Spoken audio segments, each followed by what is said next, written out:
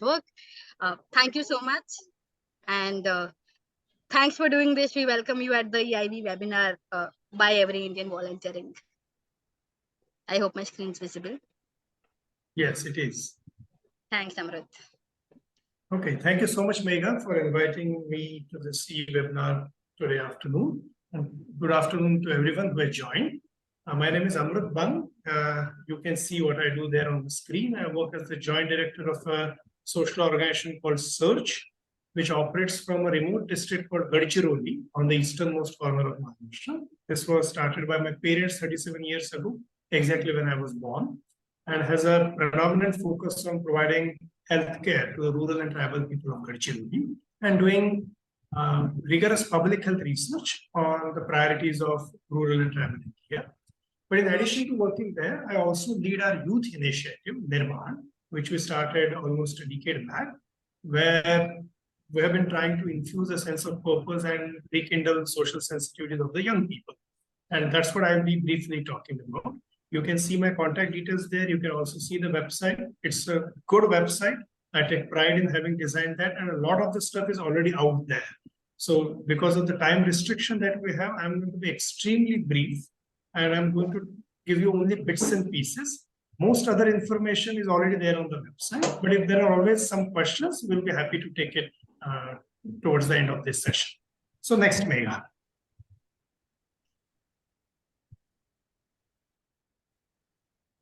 Megha, can you do next? Yeah. So this is going to be the session flow for today. I'll give you a brief background of the program. Something interesting that we have developed called Flourishing framework. Then every year we do, as one of our flagship activities, series of residential workshops here in Gadchiroli, and there is a selection process for that. So I'll briefly tell you about that. Megha had asked me, what do I think motivates individuals to apply for NIRMAN? Because as she had told me, many of you are trying to do similar kind of work with young people and would probably find it useful what my insights are about what motivates young people to join a movement like this. So I have few of my thoughts about that, and then it will be all Q&A. So next. So while continuing to work on the healthcare issues of people in Gadchiroli, why did we decide to start a program like NIRMAN? Primarily three major issues that forced us to think about starting NIRMAN. There are 26 crore young people in India, but we don't know if they are flourishing. Politicians treat them as voters, companies treat them as customers or consumers of their products and services. How do we help these young people truly flourish?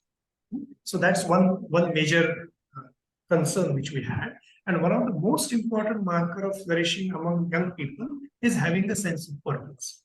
Unfortunately, most of the higher education gives us truckload of information, occasionally gives us skills, but almost never gives us a sense of purpose.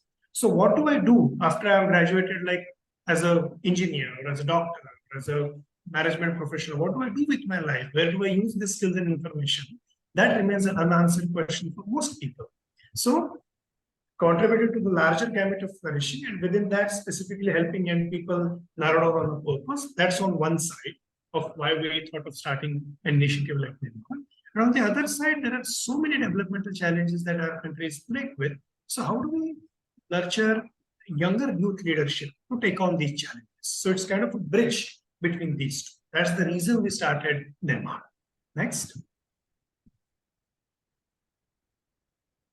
Yeah. So these are like some of our major aims, as you can see them here. And I use the word flourishing in a specific context, and I'll speak about that in the second half. But these are like our major aims. You can read them out. Yeah. So after a decade-long tinkering process, this is how the pyramidal structure of NIRMAN looks like. When we started a decade back, the yellow box of workshops that you see, that was how we started. We started with conducting 7 days workshops of young people giving virtually. We continue to do that even today. And even today, that remains like our flagship activity. Now people from 21 states of India have been a part of these workshops. So that still is one of our flagship activities. There is a selection process through which they have to go to become eligible for these workshops. And I'll also speak about that selection process. So the workshops and those who go through the workshops, then we have a pretty rigorous follow-up system and a continued support system that we engage in, so that we keep engaging with our alumni even if their workshops are over. So that's like the top of the pyramid. That's where we began.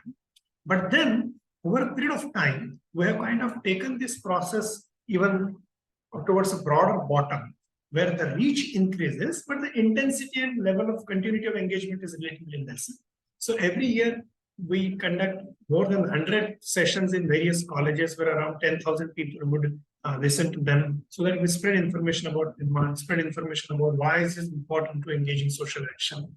And then based on the laboratory of workshops that we so heavily engage in, we create a variety of online educational resources that we put up on our website, on our YouTube channel, which are quite popular. So for example, our YouTube channel has got more than 1 crore views. The latest number would be something like 1 crore 7 lakh, and it's increasing every day. So based on whatever we have discovered through these workshops and in our work with young people, we'll also try to disseminate it through our online platform so that it reaches to more and more people. So that's like the broad pyramidal structure.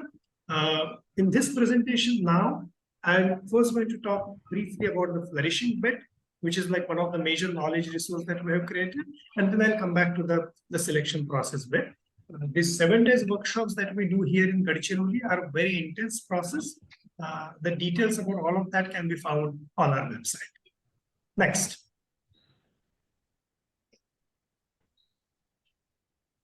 So just to take a broad view of the numbers, over the years, we would have trained more than 2,500 young people through maybe 100 such training workshops. Out of them, around 575 have engaged full-time in some or the other social issue and have worked with over 130 social organizations across the country. If you see there, from the various online resources and questionnaires that we have developed, around 13,000 people would have been benefited from that. And then you see more than those 1 crore views for our online education content. So that's just to give you a number snapshot of the whole program. Next.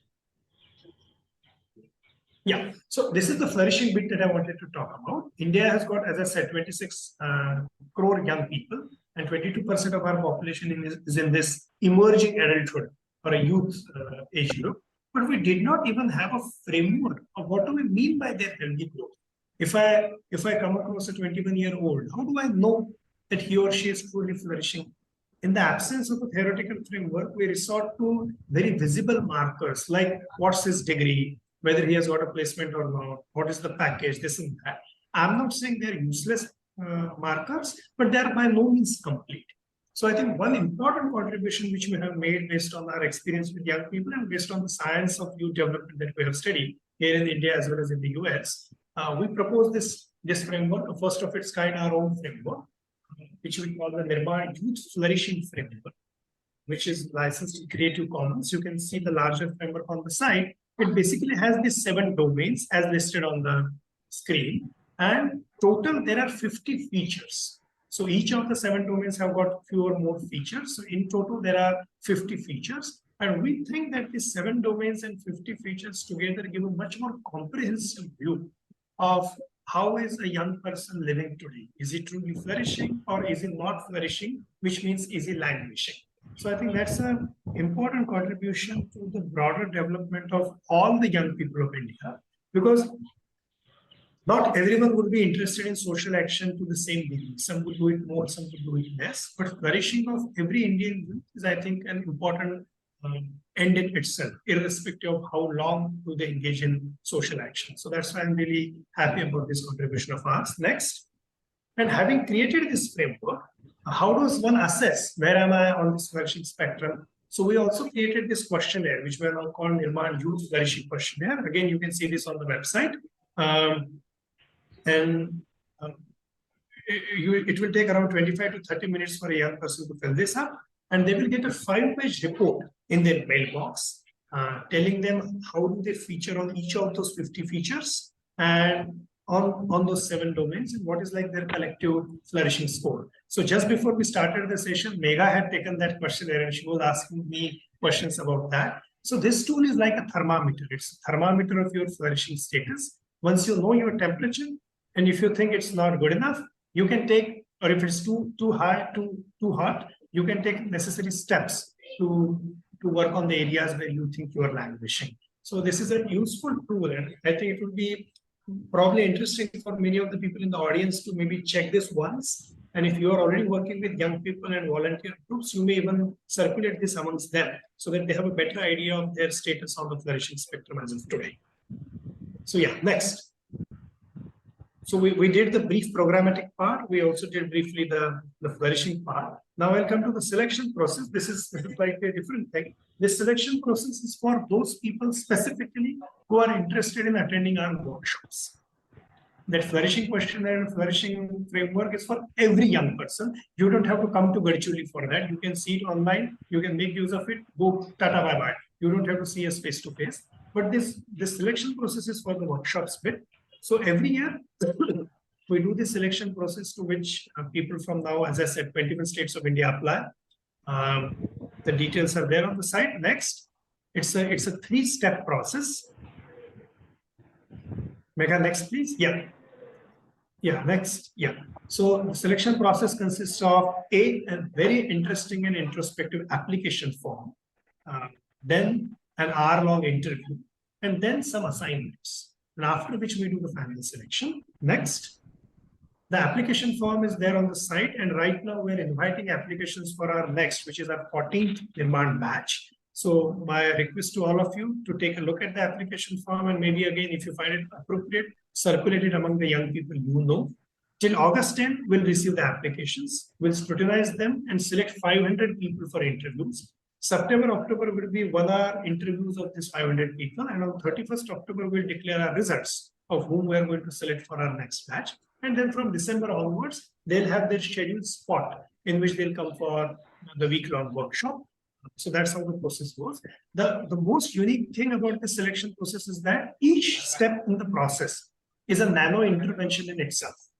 So obviously, more people are going to fill up the form. Lesser people are going to do the interview. Lesser people will finally get selected. So the process is such that it's okay even if you don't make it to the workshop. If you have that thing in you and if you select, you will obviously go to the workshop. But even if you just do the application form and are not selected for the next step, even the form will take you 5 steps further. The interview will take you 10 steps further. So we have deliberately tried to design a process in which it's not just our benefit that we get to choose the best people. Even the applicant gets benefited that he or she can move forward, and each step up to which he goes or she goes can give him some clarity, some introspection, some avenue of insight and next action. So I think that's really a unique part about the application process. And I do encourage you to take a look at the form. It's entirely there on the site. Every year we keep changing some of the questions so that the oomph factor is still there. Next.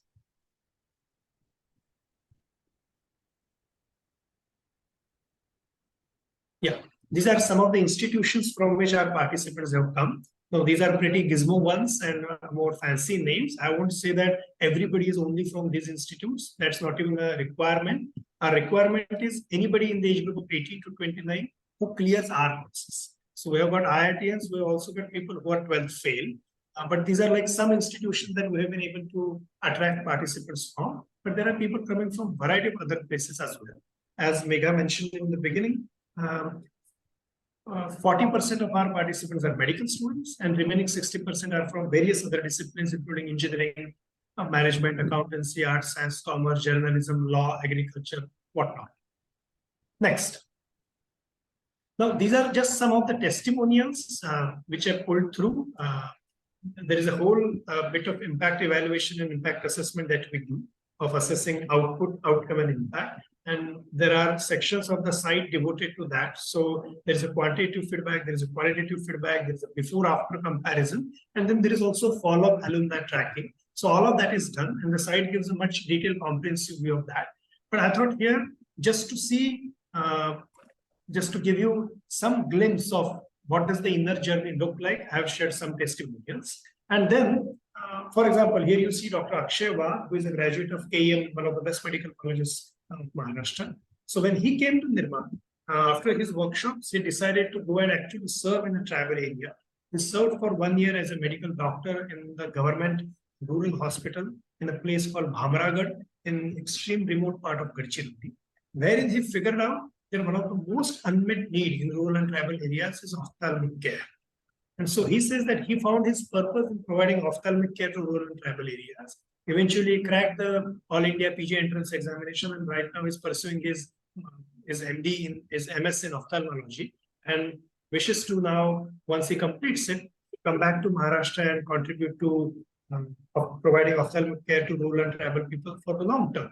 But this 1 year after his MBBS, which he actually used to engage in social action, helped him contribute to society as well as discover for himself what's the longer term purpose and mission for which he wants to devote his life. So that's like just one example. There are plenty of such.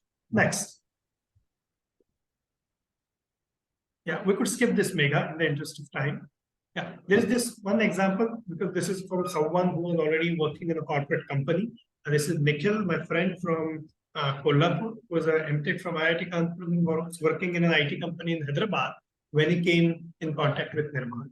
And he found that the work in Hyderabad didn't actually appeal to him that much. After he became part of NIRMAN, he mustered the courage to quit his job in Hyderabad, moved with us here in Gadchiroli, worked here for almost 5 years in the field of healthcare. And then he was very interested in the issue of environment and water conservation. So he moved to this another organization called Pani Foundation, started by Satyajit Bhatkar. So for the past, I guess, 5 years, he's working on the impact evaluation bit of Pani Foundation. So this entire transition from living a corporate career to fully joining the social sector organization. And Nikhil has wonderfully explained his why and the learning that he derived through the NIRMAN process in his testimony. So I did not repeat that. Next. Yeah, I think we can skip this. Next. Yeah, so finally, the last bit where Megha had asked me about why do I think people are motivated to apply for NIRMAN. One important disclaimer is that we don't give any certificates or merchandise. In fact, we state them actively that you will not get any certificate for attending this program. So anybody who is just a certificate monger, if we can actively drive such a person away, we'll be happy. We're serious in what we do, and we demand that kind of a seriousness in people who join us. My take on why people are interested in joining an initiative like NIRMAN are, there are plenty of young people who are genuinely interested in social action, who are disturbed by what they see around. They want to contribute and make a change, but do not know very clearly how to go about it. So that's there. But there is I'm very optimistic about the youth of India, and there is a sizable number of young people who want to contribute. So that need already is there. Second, I would say young people in this specific period of their life are also very keen on personal growth. And I think NIRMAN offers them that blend where they get to sharpen their social sensitivities and how to actually work on a social issue. But the program also offers them plenty of opportunities for personal character development. So I think that kind of makes a beautiful blend. Third, as I said, how to identify a purpose is one of the most burning question of young people, and higher education and institutions are badly failing them in that. So that's again one reason why they come to NIRMAN. As you can see, our tagline itself is Youth for Purposeful Life. We have a pretty strong word of mouth recommendation. We have more than 93% net promoter score. And many of our good candidates come because they have been recommended by some of our alumni. So that strong endorsement, I think, serves as a very strong impetus. Our founder, Dr. Abhay and Dr. Amrut Bang, were both Padma Shri and very eminent name in the field of public health and social action. And our location here in Search and Gadchiroli, I think, has a charisma of its own. If I were to run NIRMAN in an AC office in Bombay, I don't know if I would have been able to attract the same kind of people. But the fact that we sit here in Gadchiroli and have such kind of a legacy, I think, plays a big part. One of the unique things that we have in our process is that our entire team and even the participants themselves end up building a very genuine human connection. So it's not a transactional arrangement. It's not just कि यहाँ पे जाओ, you will get only information about social action. You have to work. That's it. ऐसा नहीं है. It's a very genuine human connection, and I think that appeals to young people. And finally, the kind of cohort of friends that they get in their batch and also through subsequently our alumni network is a very diverse and exciting group. So these are, in my opinion, some of the main factors that motivates young people to apply for NIRMAN. And maybe I would like to add a eighth factor that yes, I do think that we're a really cool program. So that's my take on why young people become part of it. Next. Okay, thank you, Megha. I think I have stuck to my time limit, and these are the brief remarks I wanted to make. So I'll stop here, and it would be very kind of you, Megha, for you to maybe pick up the questions that you want me to answer. Yes, thanks a lot. I am thrilled that you completed on time, which is very, very rare. Some questions that I think I want to ask you is that I'll give you some time to have some water. Ashwin here has pasted a feedback form, which I would request people to fill in before they leave the call. Ashwin would request if we can share it again. So yes, so Amrut, so given that a bunch of different sort of people come in, how do you think you're able to get people to solve any problems? You say that you are able to help people to find a purpose in social action. But I'm sure you don't have an expertise in all of the social cause areas, communities, may not also know all the communities people are coming from. How are you able to give them a handhold support? How are you able to guide them through that? Yeah, so as I said in the beginning, it's not our job to give them technical training on the specific issue that they want to solve.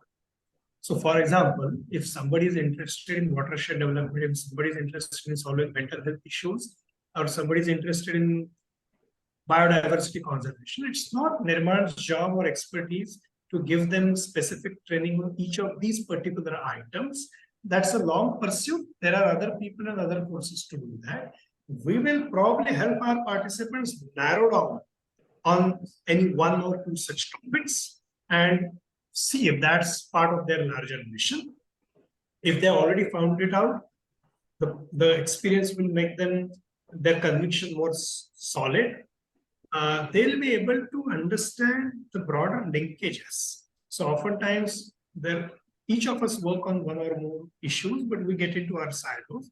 The experience broadens them to what are some of the other factors also, and how does my specific area of inquiry and action connect with the larger set. And finally, I think it also gives them more general purpose problem solving skills and an analytical view of looking at social action, which they can apply to any specific problem that they're trying to solve.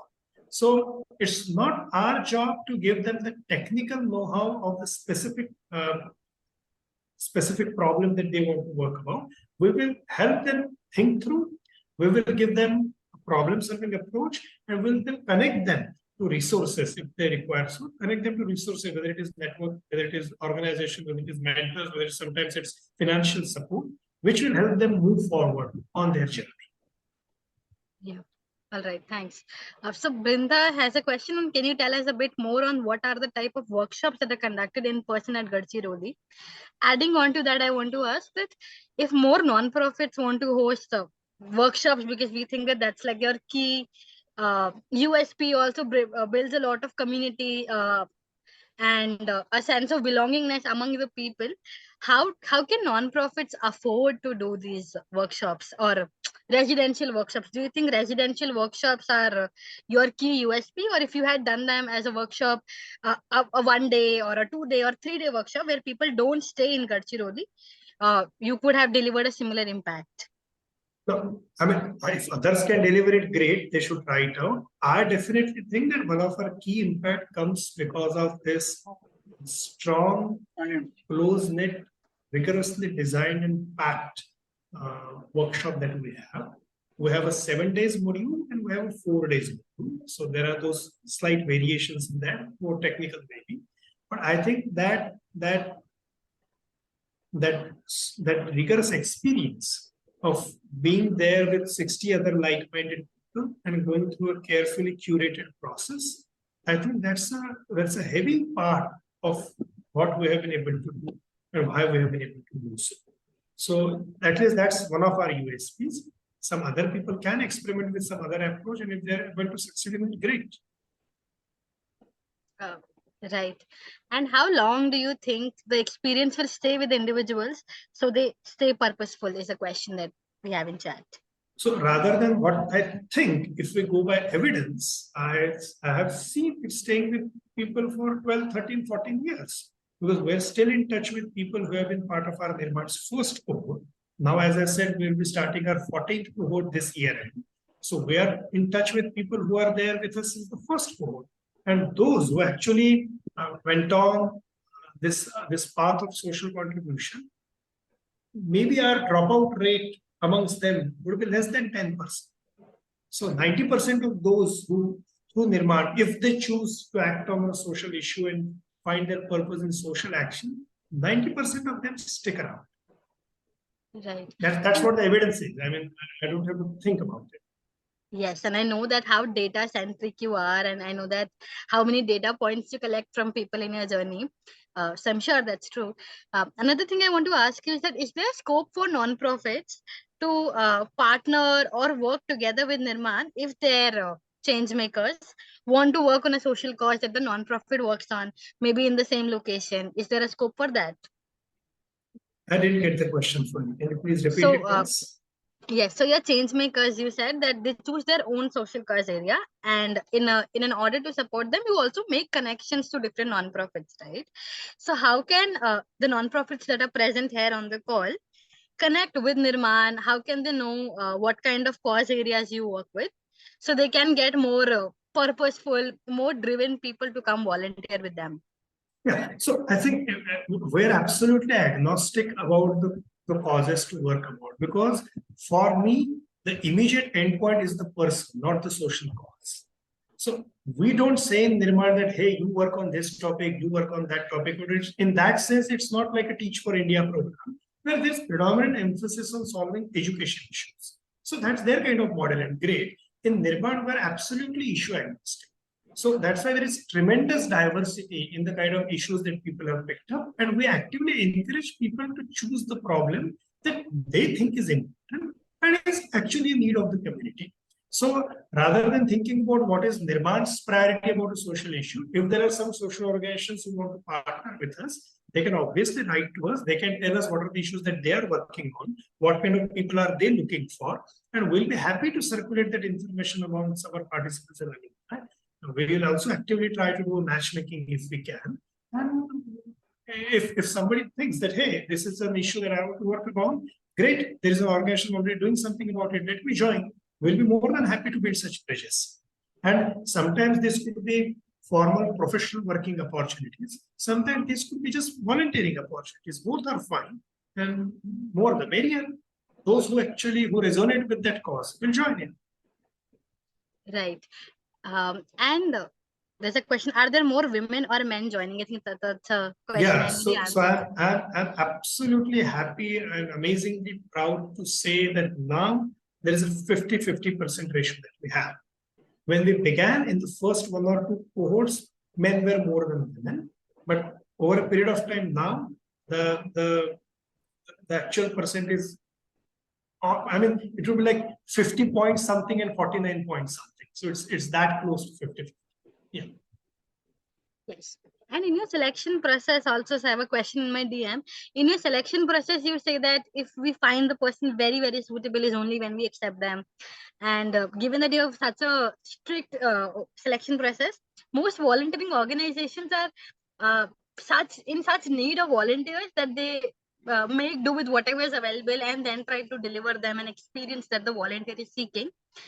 Then the other way around, that what kind of volunteer are we seeking? So how do you think, do you think everybody has the privilege of rejecting people? Or do you think it's right to offer what people are looking for? Is my question clear, or I don't know, I can articulate better? And I don't think it's fully clear, Yes, but I will, yeah, do you want to re-articulate it if you want? Yes. So, how do you think non-profits can select the best candidate? If you can talk about what are some non-negotiables for you, and what are some things that every non-profit should remember, that if the person is not offering this, don't accept it. And all non-profits offer certificates for volunteering, and you don't give it. And I'm sure that's a criteria for you, that if you don't want a certificate, don't apply. But what are some criteria for which you reject people? I mean, I think the selection criteria would differ for different organizations, and it would also differ for the kind of engagement that you want to have. So, if some, for example, if I'm recruiting an accountant in my organization, there would be some different things that I would look for. If I'm recruiting a driver, there would be some different things. Here, I'm not recruiting anybody for a professional role in our NGO. It's a youth program where youth come in so that they get inspired to find their purpose and actually able to work on a mission that they find is meaningful. So that's what our objective of running NIRMAN is. Sorry, the electricity has gone. It will come back in like a minute or two. So I hope you can bear with that. So the selection criteria that we want to look for, just to articulate a few, is some sort of talent, because NIRMAN is a leverage initiative. It's not a one-on-one service initiative. So, for example, my wife is a psychiatrist and she runs her mental health clinic. And whoever comes to that mental health clinic, if that person gets benefited, that's good enough. But in NIRMAN, it's not like that. It's not good enough just that the person gets benefited. There should be some ripple effect. So we hope that the person is able to go back and influence maybe one more, 5 more, 100 more, lakh more people, whatever it might be, but more than one person. So some sort of talent to create such kind of a ripple. Concern beyond self. Everybody or anybody who is just interested in one's own growth only, maybe NIRMAN is not the right platform for that. Drive to act. Because suppose if somebody has a concern but it doesn't take any action, so what do we do with that kind of a person? So, like, for example, these are some of the factors that we will look for while selecting the kind of candidate that we think will be appropriate for NIRMAN. Right. And could you also talk about what happens in these workshops? What are the activities? I know that you said they're boring and you don't want to talk about it, but I'm sure we want to learn about what gets people so excited after a workshop that they want to come to the next one. I would refrain from speaking about that data. I would say some bits and pieces are there on the website, but I would say if it's a 7-day workshop, it starts at 6:30 in the morning and continues till 10:30 in the evening. There are just too many things that we have packed in that and which we have fine-tuned. I mean, when I'm saying too many things packed in, I don't mean from the perspective of it's a hodgepodge of things, but it's a very carefully curated piece which we have fine-tuned over a decade. So it's difficult to talk about it over a Skype call. If somebody is truly interested in designing something like this, they can reach out to us. I have shared the why of NIRMAN. I have briefly shared the what of NIRMAN, and I have shared briefly what does the impact look like. The how of it can be kept aside for the moment. I think it would be more useful for the audience to think about their why, their what, and what would success look like for them. That will probably give them more ideas about curating their own hub. Right, correct. And you said that you understand youth like no other and you know how to work with them. I did not say I understand youth like no other. I did say that I do understand youth. Yes, That no other okay. piece is your addition. Okay. Okay. So, how do you think that people who are offering one-time volunteering activity, which are very impactful, can be a few hours activity? What do you think could they be? What can they do better, or what do you think they could be doing wrong, which is not getting people to apply for it? Or how can they attract more youth for a short-term activity?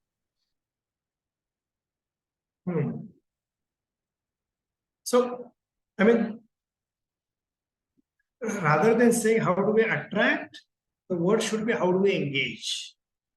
Because if we say attract, it almost feels like we want to do something and we want to gather crowd. So naturally the crowd would think, why the hell should we get it? So these days, even politicians are unable to attract young people and they have to take hold of film stars to do all sorts of Bollywood dances so that gardi jama hoti hai. So it's a genuine question for everybody. And I think youth of this country are pretty hard on who they listen to and who they give their time to. That's a good thing. So I think if we truly believe in our cause, are able to share that honestly, are able to appeal to the conscience of young people and tell them why it is important for them to engage in something like this, why it is important for their own growth, how it would benefit them, and also why it is important for the larger social good. I can only see that. I mean, I don't think there is much of a marketing gimmick here to do. The more honest we remain and the more committed we remain to our own cause and to the growth of the young people who come in our own contact, that helps. It could be slow. So, I mean, we're not dealing with lakhs and lakhs of people in NIRMAN. So, our approach probably may not scale up, I don't know. But it has certainly worked for us. So for everybody in the audience, I would say stay true to your cause. Don't look at young people as means to your end. They should be an active partner who should engage because the activity is worth doing in and itself. And it should also help them in some way.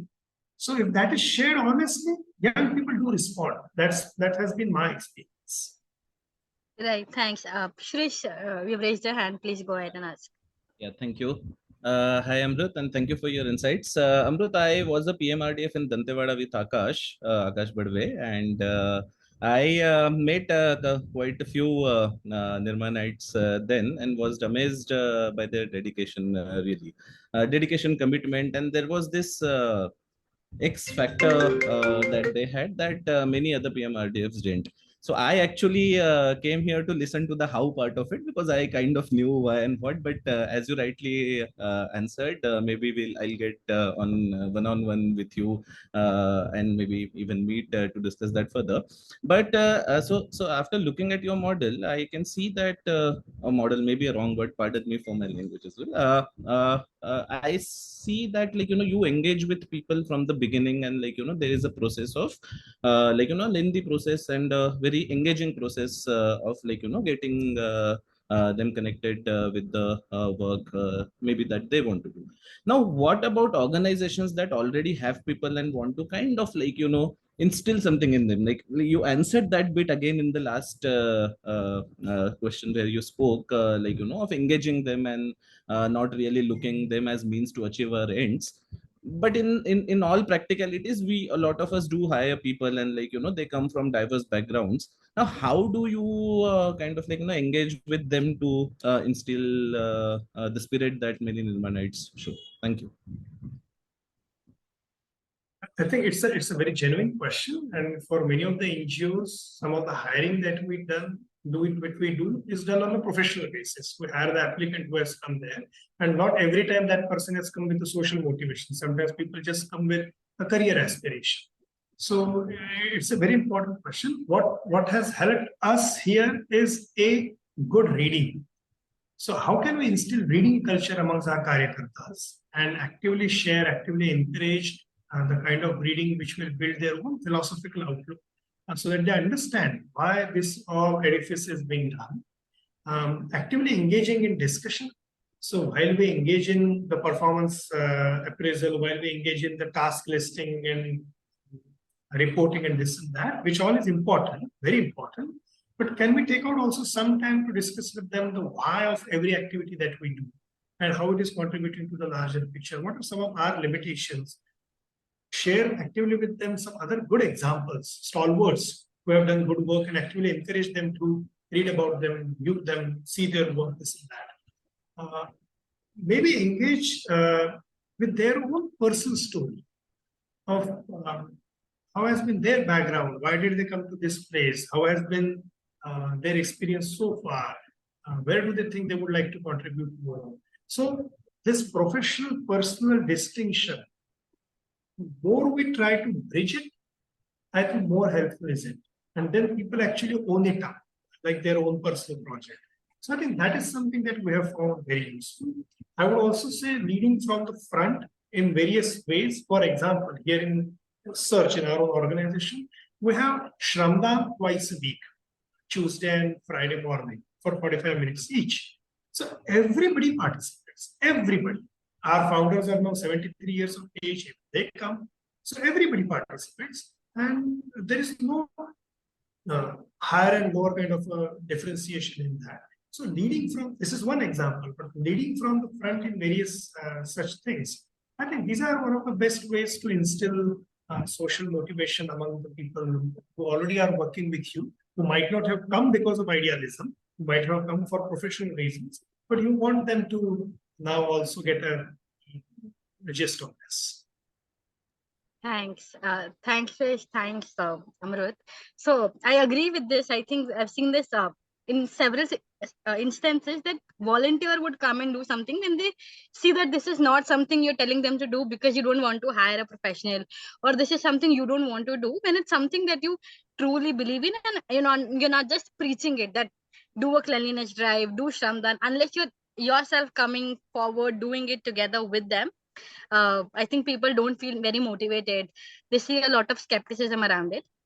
Aarti had raised her hand. I will request her to speak. Another thing I wanted to add, sorry, just 10 more seconds, sorry, is that when I took that flourishing framework, I really felt that all the volunteering organizations that I have been a part of, the reason why I stuck with them or continued working with them was because I felt that they genuinely are making me feel more valuable. They're investing in me more than what I am investing in them.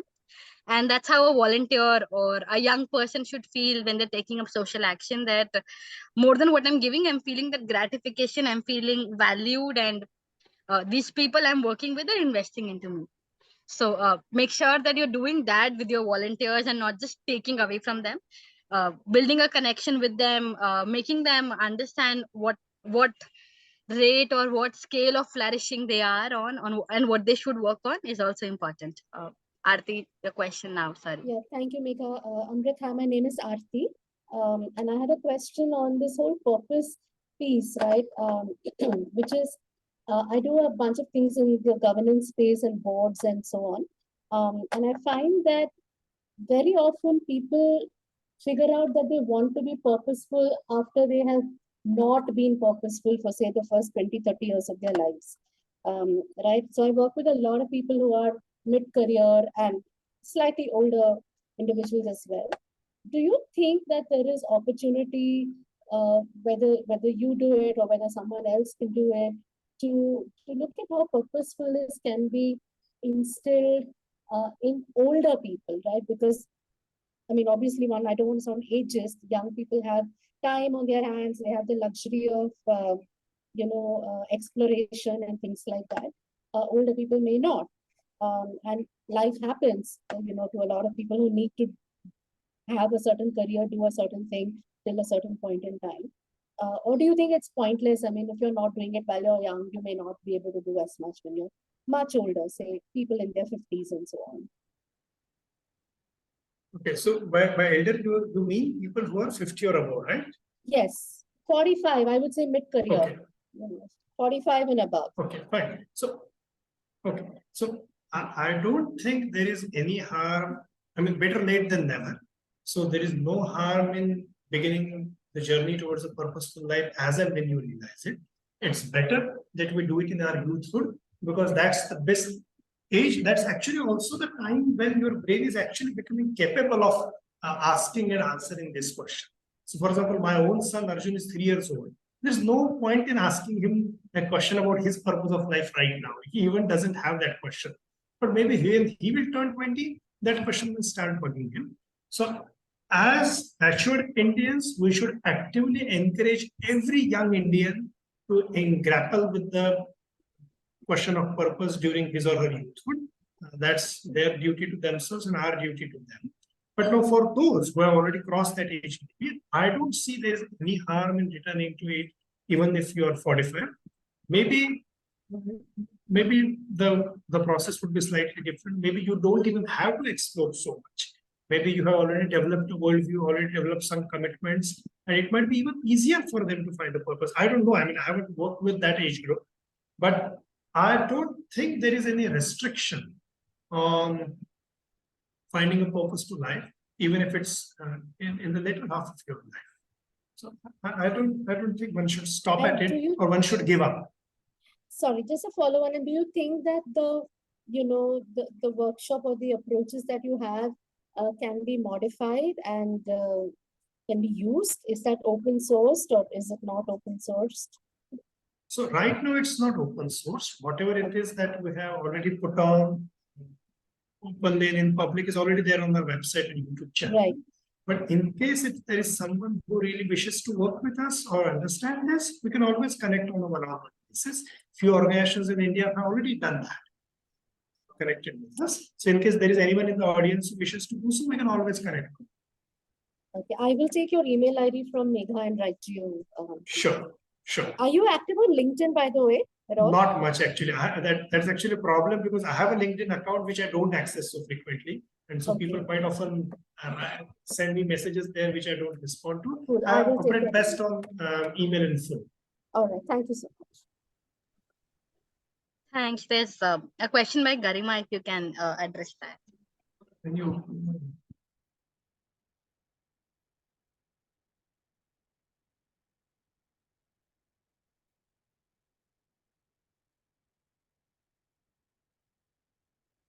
So, who has not given a thought to it? By that you mean who has not given a thought to social action, right? Yeah. Yeah. So probably that person would not even apply to it. So, I mean, India has got 26 crore young people and I have got a finite life. So I don't want to worry right now so much about those young people who have not given any thought to social action. In my experience, there are enough number of young people in India who are giving thought to social action. And if they are able to take the pain of reaching out to us and going through that selection process, I think it's our moral duty to respond to them first. I do see a grading or gradation among the desire for social action and desire for personal growth. So as I said, there are both of these motivations for people to come to them. And it's not always 50-50. There is a gradation between that. So when we read their applications, when we interview them, when we give them assignments, we try to judge the mix. And if we think that if any one part is slightly less than what we would want it to be, we'll predominantly engage with them on that, on how to help build it further. So that's something we would do to ensure that we have an optimum mix of desire for social action as well as desire for one's own growth amongst the people that we select. We really haven't worried so much about those who just do not think about it. Probably they have other things to do and they will not return to me. And that's fine. Right. Thanks.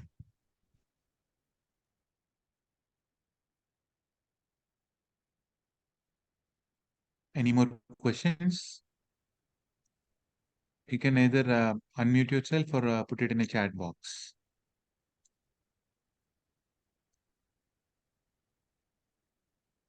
Maybe just to add on to what I just said, one of the educational principles that we use is, अगर हिंदी में बोलूं, भूख लगने पर खाना परोसने में मजा है. तो जिसको बिल्कुल भी भूख नहीं लगी है, उसको आप कौन सा भी कितना भी अच्छा खाना दे दो, बहुत कुछ नहीं होने वाला है. So we'll try to look for people who are hungry and who are hungry for the kind of thing that we are able to offer. We may work with them, nudge them so that the hunger increases or their appetite becomes more broad and also involves other aspects. But we'll engage with them to the limit up to which we think right now they are ready and they are hungry. Where they are not yet ready, we have not seen much use in just bombarding. It usually backfires. Good one. Grishma, you need any more questions?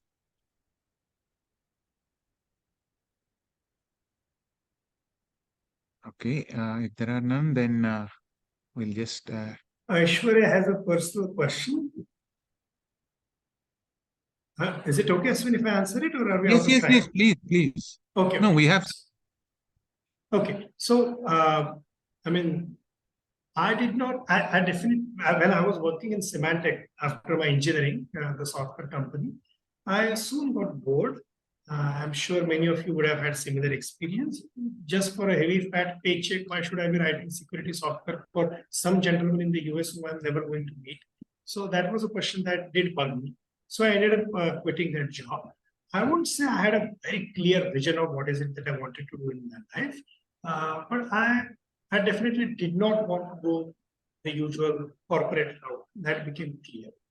Many of the other things kind of became clear on the way.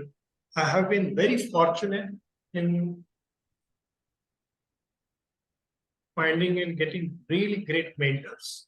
Dr. Abhay and Dr. Rani were also my parents are two of them. Mr. Vivek Sawant, who was also Chief Architect of India's first supercomputer and the founder of Maharashtra Knowledge Corporation Limited is one of my mentors, and many such few amazing people. So I think what worked best for me was not to worry so much about my own career, even in the social space, because nowadays I come across a lot of young people who are working on social causes, but are trying to do a career in the development sector. That's the new lingo. And while they might have changed the metric and treadmill of success from money in the usual corporate ladder to something else here in the social sector, I often see this desire to be successful and to achieve fame or to do more amongst a lot of young people. I have personally seen that actually frustrates them. That actually makes them more anxious. Many of them, even in the development sector, are not very happy and satisfied with what they are doing. I mean, that's my observation. But in my case, I think what worked was rather than worrying about my own career and what is it that I want to do, I decided to kind of engage and connect with people whom I really believed in and the cause that I really believed in, and kind of let it flow from there. That has helped me a lot. So I don't feel any kind of anxiety or the kind of anxiety that I used to feel in college when there were exams, because it was all about personal performance. I don't think I'm doing any kind of personal performance here. So just today morning, I was having breakfast with some guests, and they also asked me, "What is your vision? Where do you see yourself 10 years from now?" And to tell you very honestly, I don't see myself at any one particular place. I'm very happy doing what I'm doing. There are always new challenges. I want to be open to that and keep making improvements. So that's where I am right now.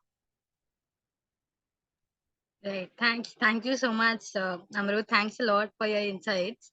I think we are on time. Everyone, we've shared a feedback form. Please do feel free to share any feedback forms. We also have a link to join our WhatsApp group where we engage volunteer managers. This was an initiative by India Welfare Trust to promote every Indian to volunteer. Amrut, thanks a ton for doing this. Thanks everyone. Maybe we can close now if there are no questions. And please fill out the feedback form. I'm happy to share Amrut's email address if he says, and maybe phone number as well, if that's okay. Sure, Yes. sure, absolutely. You can go ahead and share it with everyone. Thanks. Thank you so much. Karthike, can we stop recording? Thank you. Thanks everyone. Thanks everyone. See you. Bye-bye. Yes.